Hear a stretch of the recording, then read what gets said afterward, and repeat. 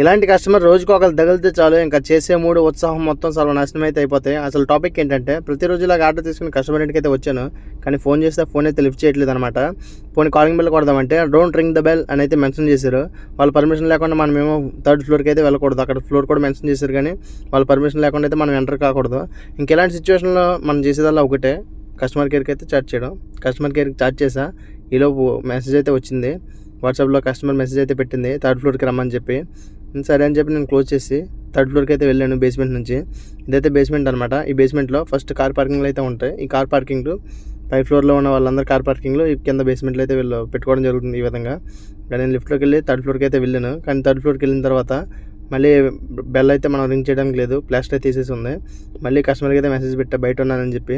సరే వెయిట్ చేయని చెప్పి కస్టమర్ ఆర్డర్ అయితే తీసుకుని అయితే వెళ్ళారు. ఈ విధంగా మనకు అప్పుడప్పుడు జరుగుతూ ఉంటుంది. ఇటువంటి టైంలోనే మనం చాలా స్ట్రాంగ్ అయితే ఉండాలి. 1, 2, 3, 4 దినాల 200 బిల్స్ క్యాష్ ఆర్డర్ అనమాట ఇది. ఈ 4 దినాల 200 బిల్స్ అనేది మన ఇండియా అమౌంట్ ప్రకారం ఎంత అవుతుంది నాకు కింద కామెంట్ చేయడం మాత్రం మర్చిపోద్దు. దానికంటే ముందు ఈ వీడియో నచ్చితే లైక్ చేసి మన ఛానల్ సబ్స్క్రైబ్ చేయండి. Thanks for watching.